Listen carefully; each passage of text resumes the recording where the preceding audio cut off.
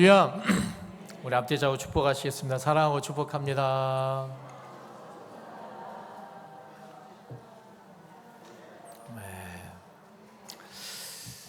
우린 계속해서 사사기의 말씀을 우리가 보고 있습니다. 여러분, 사사기에는 그 내용에는 중요한 패턴이 있다고 말씀을 드렸어요. 이스라엘 백성들이 하나님을 떠나고 우상 숭배하고 죄악된 길로 감으로 말미암아 그들이 삶께는 하나님의 진노가 임했고 심판을 받았습니다. 그래서 이스라엘 백성들 그 주변에 있는 민족들이 이스라엘을 침공하고 약탈하고 또 그들의 압제를 받고 고통을 받는 그런 순간들이 많이 있었다. 근데 그럴 때 이 고통이 극심해지면 이스라엘 백성들이 이제 누굴 찾아요? 하나님을 찾아요. 하나님께 부르짖었더니 하나님께서는 그 부르짖음을 외면하지 않으시고 그 부르짖음에 응답하셔서 한 사사를 세우시고 구원자로 세우시고 그 모든 고난과 고통의 압제에서 이스라엘 백성들을 구원하십니다. 여러분, 구원받았으면 이제 우리가 하나님을 떠나서 이렇게 진노와 심판을 얻었고, 그렇지만 이제 하나님께서 우리를 다시금 회복시켜 주셨으니 하나님 더 잘 믿어야지 라고 하면 되는데, 웬걸요? 시간이 점점 지나면 지날수록 이젠 자기의 소견에 오른 대로, 자신의 오른 대로 다시 우상을 섬기고 하나님을 버리는 일들이 일어나기 시작했습니다. 그러면 또 그로 말미암아, 그 죄악으로 말미암아 이스라엘 백성은 또 하나님의 심판과 진노의 칼에 누이게 되어 그 심판을 받게 되죠.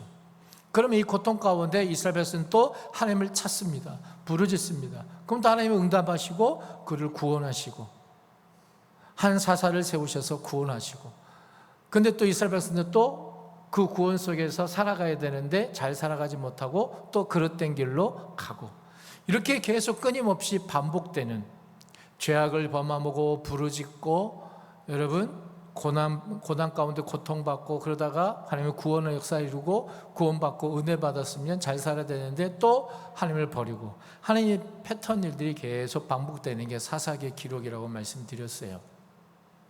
오늘 본문에도 그런 기록으로 시작합니다. 여러분, 10절 말씀 보시면 이스라엘 자손이 여호와께 부르짖어 이르되 우리가 우리 하나님을 버리고 바알들을 섬김으로 주께 범죄하였나이다. 하나님께 부르짖습니다. 고통 가운데 부르짖습니다. 그러면 사사기에 반복된 패턴대로 하나님께서 어떻게 응답하셔야 돼요? 한 사사를 세우시고 구원하셔야 돼요. 그래, 알겠어, 내가 너희들 구원할게, 이번 또 용서해 줄게 라고 하나님께서 그렇게 말씀하셔야 되는데, 오늘 본문에서는 그렇지 않아요. 하나님의 구원의 표현이 바로 등장하지 않습니다. 오히려 이렇게 부르짖은 하나님의 백성들 향해서 하나님은 냉담한 반응을 보이십니다. 매우 차가운 반응을 보이시죠. 어떻게 차갑습니까? 여러분, 혹시 이 말을 들어본 적 있으십니까? 뒤끝 장렬. 뒤끝 장렬. 이게 무슨 말입니까? 어떤 한 사람이 한 가지 일을 경험했어요. 근데 그 일이 지난 뒤에, 한참 지난 뒤에 다시 그 일을 끄집어내서 이렇게 하면서 내가 이때 이렇게 했고 내가 저럴 때 그렇게 해줬지 않았느냐라고 하면서 한 보따리에 모아가지고 쏟아내고 지나간 이야기들을 다시금 이야기하는, 그러면서 뒤끝 있는 모습들을 보여주게 되는 거죠. 그것이 바로 뒤끝 장렬입니다. 그런데 바로 오늘 본문에 하나님이, 죄송하지만 우리 하나님께서 그런 뒤끝 장렬의 모습을 보여주고 계십니다.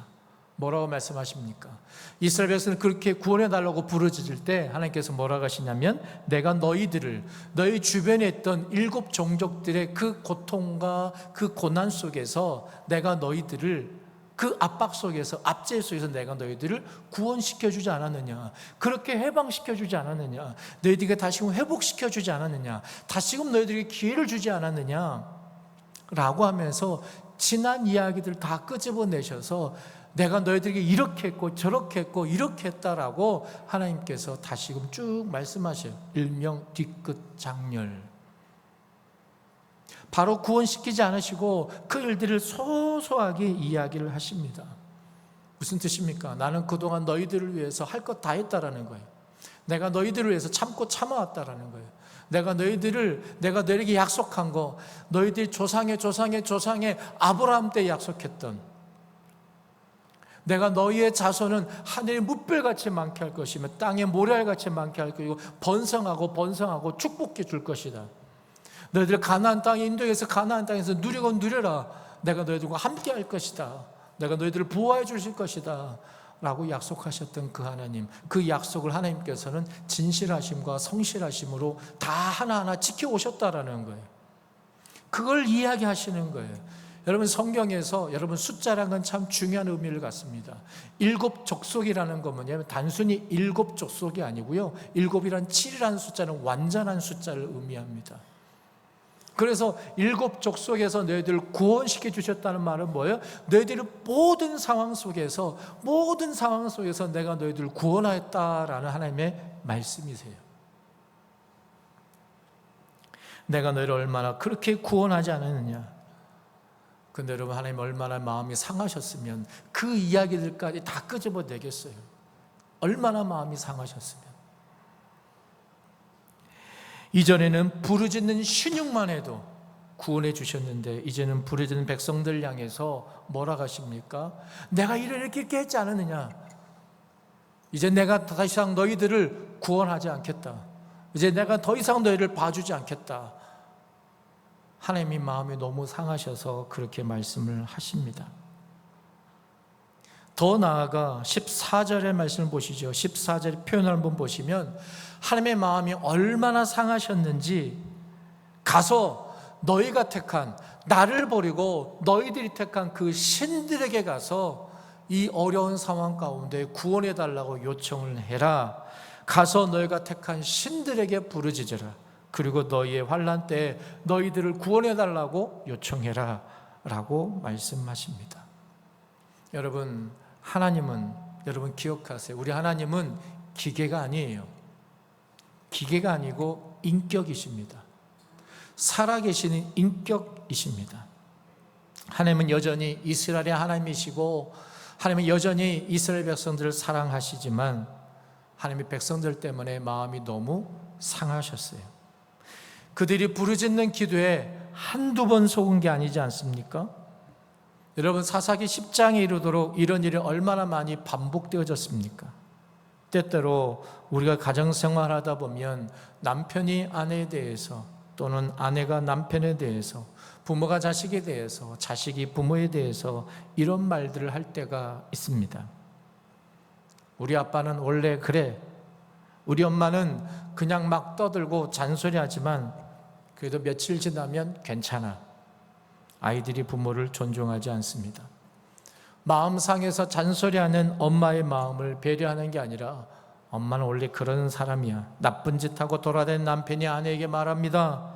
밖에서 말하기를, 야, 우리 마누라 걱정할 필요가 없어. 그 마누라 그냥 떽떽거리지만 돈 몇 푼 쥐어주면 또 그냥 괜찮아져. 여러분, 누군가 오래오래 참는 것이 누구에게는 악용될 일이 있습니다. 여러분, 그런 태도를 가지고 살아가는 사람들을 볼 때마다 여러분, 우리는 정말 못된 사람, 정말 나쁜 사람이다라고 말을 하죠. 그런데 여러분, 우리가 하나님 앞에 그렇게 살아간다라는 것이죠. 로마서 2장 4절에서 6절 말씀을 제가 읽겠습니다. 혹 내가 하나님의 인자하심이 너를 인도하여 회개하게 하심을 알지 못하여 그의 인자하심과 용납하심과 같이 참으심이 풍성함을 멸시하느냐? 다만 내 고집과 회개하지 아니한 마음을 따라 진노의 날, 곧 하나님의 의로우신 심판이 나타나는 그날에 임할 진노를 내가 쌓는도다. 하나님께서 각 사람에게 그 행한 대로 보응하시되. 하나님, 원래 우리 하나님은 그런 하나님이야 라고 말하면서 하나님을 존중하지도 않고 대수롭지 않게 마음이 없는, 진실함이 없는 회개로, 하나님 원래 그런 분이니까, 언제나 받아주시니까, 그렇게 하나님을 무시하며 모멸하는 그 모든 것들이 결국 내게 임할 진노를 쌓아두는 것이 된다라는 것입니다. 그리고 그 진노는 쌓아두는 것 끝나지 않고 각 사람에게 그 행한 대로 보응하신다라고 사도 바울은 말하고 있는 것입니다. 사실 오늘 본문의 이야기는 습관적인 불신앙 또는 습관적인 회개, 아주 그냥 껍데기로만 신앙생활하는 우리의 믿음, 우리의 신앙이라고 하는 그 모든 것들을 돌아보게 만듭니다. 여러분, 입술의 말만으로는 하나님을 움직이게 할 수 없습니다. 왜요? 하나님 우리를 너무나도 잘 아시기 때문입니다. 그리고 우리 하나님은 감정을 가지고 계시거든요. 여러분, 혹시라도 우리의 삶이 지금 하나님의 마음을 휘젓고 있지는 않은지 돌아봐야 합니다. 교회에서 예배를 드리고 헌금하고 이 모양 저 모양으로 섬기고 봉사하고 좀 하는 것으로 여러분 하나님을 만족한다고 생각한다면 큰 오산입니다. 여러분, 지금 우리가 예배를 드리고 있습니다. 제가 여러분께 질문을 드려볼까요? 우린 지금 예배를 드리고 있습니다. 드린다라는 말은 무엇이죠? 반대편, 하나님 편에서는 그 예배를 뭐요? 받는다라는 것이죠. 여러분, 이런 질문을 드려볼까요? 우리가 예배를 지금 드리고 있는데 하나님은 정말 우리 예배를 받으시고 계실까요? 혹 우린 이런 착각하고 있지 않습니까? 내가 예배를 드리면 하나님은 받으시는 분이야. 그냥 무조건 받으시는 분이야. 여러분, 그렇지 않습니다. 여러분, 효도가 무엇입니까? 부모님에게 꼬박꼬박 용돈을 드리면 그게 효도입니까? 어르신들이 거주할 만한 거처를 마련해 드리면 그것이 효도의 전부일까요? 여러분, 효도의 진정한 본질은 부모님을, 어르신을 기쁘게 하는 것입니다. 나 때문에 부모님이 기뻐하시는 것, 그게 효도의 본질 아닐까요? 자녀로서 해야 될 도리, 최소한의 책임을 하는 것이 효도가 아닌 여러분 부모의 마음을 기쁘게 되는 것, 그것이 진정한 효입니다. 여러분, 때로는 어떤 사람은 부모에게 돈을 많이 드리면서 여러분 부모의 마음을 슬프게 하기도 합니다. 반대로 정말 가진 게 없어 드릴 게 없음에도 오히려 부모님의 마음을 기쁘게 하는 사람들이 있습니다. 여러분, 신앙도 마찬가지 아닐까요? 율법적인 종교적인 일, 지금 우리가 예배를 드리고 있고 헌금도 하고 여러 가지 모양 저 모양으로 봉사하고 섬기기도 하지만 그것이 하나님의 마음을 슬프게 하고 있는 건 아닐까? 하나님의 마음을 휘젓고 있는 것은 아닐까? 그렇지만 반대로 내가 하나님 앞에 드릴 것도 없고 뭐 할 것도 없고 대단한 능력도 없어서 이것저것 하지 못하지만 그럼에도 불구하고 하나님께서 기쁘시게 받을 수도 있다라는 것입니다. 여러분, 제가 지금 드리는 말씀은 아무것도 하지 말라는 얘기 아닙니다. 신앙의 본질을 반드시 깨달아야 한다는 겁니다. 하나님을 기쁘시게 하는 것, 하나님의 마음을 헤아리는 것. 오늘 말씀의 제목처럼 여러분, 종교인으로 살아가서는 하나님을 기쁘시게 할 수 없습니다. 여러분, 신앙인이십니까? 신앙인은 여러분 하나님의 마음을 아는 겁니다. 하나님의 마음을 기쁘게 해드리는 것입니다. 여러분, 하나님의 젓가락이란 말이 있습니다. 제가 예전에도 설명했던 것 같은데 예전에 제가 한 시골 교회에서 부목사로 사역을 한 적이 있었어요. 근데 그곳에서는 뭐 대신방이 있으면 아침부터 저녁까지 집집마다 신방을 다녀요. 지금은 덜 하는데 예전에는 여러분 각 집에서 음식을 다 장만했죠. 밥을 했죠. 그러면 다음 날 아침에 첫 집이 있습니다. 첫 집에 신방을 해야 되면 그 첫 집에 해당되는 권사님이 계시면 그 권사님이 따르는 그 전날 사모님께 전화를 드려요. 사모님, 내일 저희 집에 오시죠? 네. 목사님이 뭐 좋아하세요? 물어봐요. 우리 목사님 콩자반 좋아하세요. 그렇게 하고 이제 그 다음날 아침에 그 댁에 가면 여러분 식사하고는 뭐가 나올까요? 반찬이? 콩자반이 나와요. 그러면 점심에 이 신방을 받을 분은 아침에 신방 받은 권사님께 전화해요. 뭐라고? 목사님이 뭐 좋아하셔? 그럼 뭐예요? 콩자반. 그럼 저녁에 신방 받을 분이 또 점심에 대접한 집사님께 여쭤봐요. 목사님 젓가락이 어디 많이 가던가? 그랬더니 콩자반. 일주일 내내 콩자반 나와요. 제가 같이 다니면서 정말 고생했어요. 네. 신기하게도 콩자반이 계속 나오는 거예요. 어느 집에 가나 심지어는 똑같아요. 뿌려진 깨 양도 똑같은 것 같아요. 대단해요. 여러분, 하나님의 젓가락. 여러분, 신앙인이란 그런 거예요. 하나님의 젓가락이 어디 많이 갈까?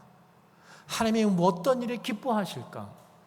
거기에 가는 것이 진정한 신앙인이다라는 겁니다. 여러분, 우리가 예배 드리기만 하나님께 받으셔야 한다. 여러분, 아니잖아요. 여러분, 누군가에게 선물을 할 때 그 사람이 좋아할 만한 선물을 하잖아요. 그렇죠?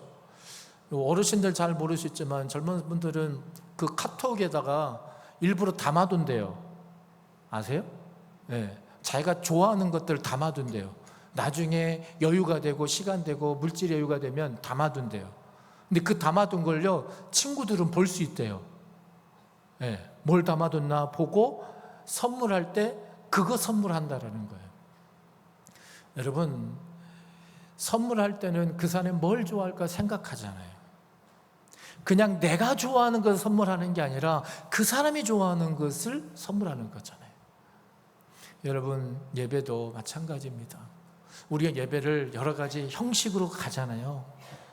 그 형식대로 따라 드리면 예배가 아니고요, 그 형식 속에 우리 마음을 담아야 돼요. 하나님의 마음을 담아야 돼요. 하나님의 마음을 붙잡아야 돼요. 하나님의 뜻이 어디 있을까? 하나님이 기뻐하는 게 어떤 것일까? 내가 지금 예배를 드리면서도 오늘 예배가 끝나면 뭐 해야 되고 뭐 해야 되고 뭐 해야 되고 어딜 가야 되고 뭐 해야 되고, 이 속으로 가득 차 있으면 그 예배 하나님께서 받으시겠어요? 여러분, 데이트를 하는데 딴 생각하고 있어요. 딴 스케줄, 딴 계획을 잡고 있으면 여러분, 그게 진정한 데이트가 되겠어요? 그 순간은, 그 시간만큼은 오롯이 서로에 대한 생각으로만 가득 차 있는 게 데이트 아니겠습니까? 여러분, 이렇게 짧은 한 시간의 이 예배 가운데 우리가 하나님께 더 집중할 수 있었으면 참 좋겠습니다. 여러분, 종교인으로서 예배를 드리는 게 아니라 신앙인으로서 예배 드릴 수 있는 저 여러분 될 수 있기를 주님의 이름으로 축복합니다. 계속해서 우리가 15절, 16절 말씀 우리 한 번 더 읽겠습니다. 15절과 16절입니다. 함께 읽습니다. 시작. 이스라엘 자손이 여호와께 여쭈되 우리가 범죄하였사오니 주께서 보시기에 좋은 대로 우리에게 행하시려니와 오직 주께 구하옵나니 오늘 우리를 건져내옵소서 하고 자기 가운데서 이방신들을 제하여 버리고 여호와를 섬김에 여호와께서 이스라엘의 권고로 말미암아 마음에 근심하시니라. 여러분, 따라해 볼까요? 마음에 근심하시니라. 누가 마음에 근심했다라는 거예요? 하나님이. 왜요? 이스라엘 백성들이 처한 곤고함으로 말미암아 하나님이 근심하셨다라는 겁니다. 여러분, 이스라엘 백성이 처한 곤고함이 어떠한 곤고함입니까? 어떠한 어려움입니까? 하나님을 버리고 6절 말씀에 보면 하나님을 버렸다라는 표현이 나옵니다. 하나님을 버리고 우상신을 섬겼어요. 그것으로 인해서 발생하는 하나님의 진노와 심판으로 말미암아 이루어진 곤고함이에요. 그 곤고함 때문에 하나님께서 마음에 근심하셨다라는 거예요. 여러분, 부모의 마음에 그렇잖아요. 여러분, 자녀가 어긋난 길로 가고 나쁜 일을 하고 어긋난 길로 갈 때 부모의 마음은 아픕니다. 더 아픈 건 무엇입니까? 그 뻔한 나쁜 길인데도 계속 가는 거, 그것 때문에 더 마음이 아픈 거죠. 더 근심이 되는 거죠. 하나님의 마음이 그렇다라는 거예요. 여러분, 저와 여러분이 그렇게 하나님의 마음을 근심케 드리지 않는 주의 사람들 되시기를 바랍니다. 우리 하나님 앞에 질문해야 돼요. 지난 한 주간의 삶을 되돌아볼 때 우리 하나님 기뻐할 날이 많았을까? 아니면 근심한 날이 많았을까? 우리는 생각해 봐야 된다는 것이죠. 또 하나, 우리가 15절과 16절 말씀 읽었지만 15절과 16절 사이에는요, 여러분, 갭이 있어요. 시간적인 개입이 있어요. 우린 15절 다음에 바로 16절 읽었지만 사실 이 안에는 긴 시간이 있었어요. 어떤 시간이 있느냐? 이스라엘 백성들이 여러분 어려움을 당했어요. 힘들어요. 그 가운데 뭐라 합니까? 15절 말씀에 오늘 우리를 건져 주시옵소서. 우리를 지금 이곳에서 해방시켜 주옵소서. 이 어려움이 물러가게 하여 주시옵소서. 그렇게 기도해요. 그렇게 부르짖어요. 그런데 16절에서는 어떻게 합니까? 자기 가운데서 이방 신들을 제하여 버리고 여호와를 섬겼다. 6절에서는 하나님을 버리고 우상신을 섬겼다. 그런데 오늘 16절에서는 이방 신들을 버리고 하나님을 섬기게 되었다. 여러분, 15절에서는 그냥 우리를 건져주시옵소서, 건져주시옵소서 그렇게 부르짖었다면 16절에서는 자신의 잘못을 깨닫고 회개하고, 여러분 진정한 회개는 무엇입니까? 우는 것으로 회개가 아닌 게 아니고 부르짖는 것이 회개만이 아니고요, 진정한 회개는 뭐예요? 돌아오는 거예요. 여러분 깨달았어요. 내가 잘못했다는 걸 깨달았어요. 엉엉 울었어요. 용서해달라고 부르짖었어요.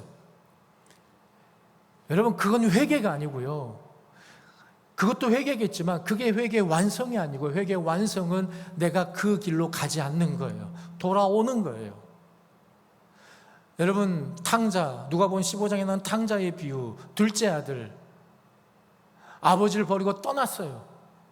그곳에서 살다가 그래, 집 떠나면 고생이구나, 힘들구나, 아버지 사랑이 정말 컸구나, 돼지가 먹는 돼지 먹이를 먹으면서 깨달고 울고 가슴을 치고 애통했어요.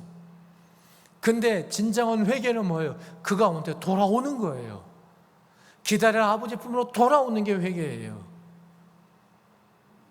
여러분 15절 말씀으로 끝나지 않고 이스라엘 백성은 16절 말씀 어떻게 해요? 회개했어요. 어떻게 해요? 우상신을 버리고 여호와께로 돌아왔다라는 거예요.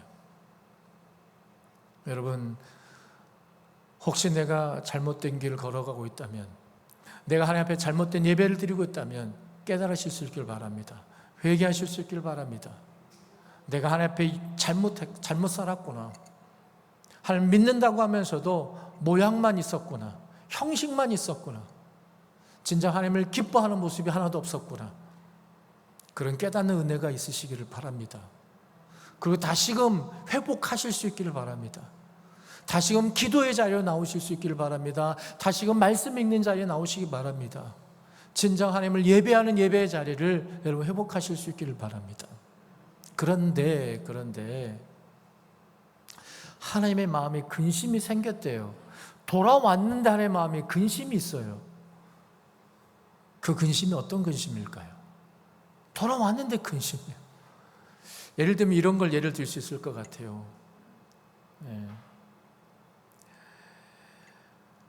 맨날 공부 안 했던 애가 갑자기 정신을 차렸어요. 그리고 학교 갔다 오자마자 나 지금 또 공부할 거야, 건들지 마, 방에 들어가서 공부를 하기 시작해요. 그러면 부모의 마음이 어이구 드디어 정신을 차렸구나 하고 기뻐하면서 간식 갖다 주고 하는 부모님이 10 중에 몇이나 될까요? 10 중에 몇? 제가 어려운 질문을 드립니까? 여러분의 혹시 경험이 있으면, 한 명도 없어요. 어떤 생각해요? 쟤 저러다 말지, 또 저거 몇 시간이나 가나면 내가 두고 보자, 쟤는 말만 뻔질해, 늘 그랬지 뭐.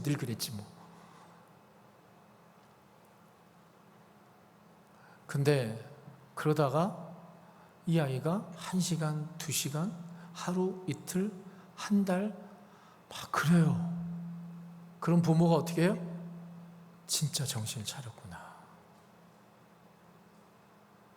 마음에 요동이 쳐요. 여러분 여기에 근심은 그런 거예요. 여러분 우리가 하나님 앞에 그렇게 나왔으면 좋겠습니다. 끝까지 이스라엘 백성이 하나님께 돌아왔어요. 회개하고 하나님 앞에 돌아왔어요. 근데 하나님의 마음은 어떠냐면, 너희들 항상 그랬잖아, 또 그럴 거잖아. 근데 상황이 여러분 달라지면 얼마나 좋아요. 이 고통과 압제가 사라지면 얼마나 좋아요. 근데 고통과 어려움 가운데서도 그들이 깨닫고 회개하고 하나님을 섬긴단 말이에요. 여러분 그런 경험이 있잖아요. 내가 기도하고 그래 목사님 말씀대로 그렇게 순종하면서 예배 잘 드려야지, 예배 빠지지 말아야지, 열심히 기도해야지, 말씀대로 하나님께 말씀에 순종하면 기쁨이 돼야 되지 라고 하는데 내 상황이 풀려지지가 않아요. 더 어려워지는 것 같아. 더 힘들어지는 것 같아. 아니, 온전히 주를 성수한다면 내 인생 책임져 주신다며요. 근데 내 인생 왜 이렇게 꼬여요? 왜 다 어려워요? 하나님께 내가 돌아왔잖아요. 여러분, 그럼에도 불구하고 그 예배 자리를 지켜야 한다는 거죠. 신앙의 자리를 지켜야 한다는 거죠. 하나님을 근심하게 하라는 거예요. 어떤 근심? 제가 좀 변한 것 같아. 근데 이게 도와주면 얘가 또 달라질 것 같은데? 도와줄까? 풀어줄까? 근데 이대로 두면 하나님 안 계시나 보다. 돌아오면 하나님께 나를 받아줄 줄 알았는데 받아주지도 않고, 내 인생 풀려질 줄 알았는데 풀려지지도 않고, 이게 뭐야? 하면서 이제는 떠나버릴까 봐. 그렇잖아요. 여러분, 공부 열심히 해요. 애가 마음 잡고 다 잡고 공부를 열심히 하기 시작했어요. 했는데 여러분, 성적이 확 올라요? 확 오르는 경우도 있겠지만 오르질 않아요. 그럼 부모의 마음은 어때요? 성적이 오르면 좋은데 성적이 더 떨어져. 공부를 하는데. 그러면 어떤 마음이 들어요? 애가 공부 포기하고 싶은 마음이 들까? 떠나버리면 어떠지? 그만두면 어떠지? 그런 마음이 들어요. 하나님도 마찬가지예요.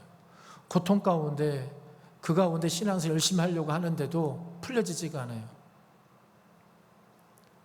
그대 이대로 두면 얘가 어떻게 될까? 하나님 없다 하고 떠나버리진 않을까? 그런 마음의 근심, 그런 마음의 요동이 하나님에서 생긴다라는 거예요. 여러분, 우리 하나님은 인격이십니다. 기계가 아니세요. 여러분, 그래서 신앙이라는 건 뭐냐면 하나님의 감정과 내 감정이 만나는 거예요. 하나님의 기쁨과 내 마음이 만나는 거예요. 그래서 내 안에 말로 표현할 수 없는 그런 기쁨이 생기는 거예요. 힘이 생기는 거예요. 능력이 생기는 거예요.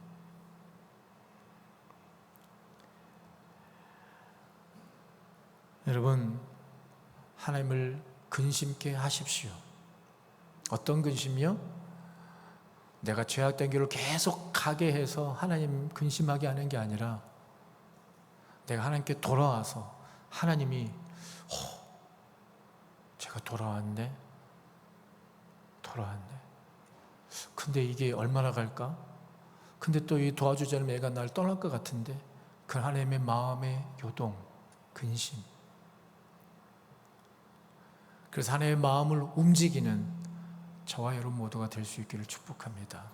그것은 종교인으로서는 그런 일이 이루어지지 않아요. 신앙인으로 살아갈 때.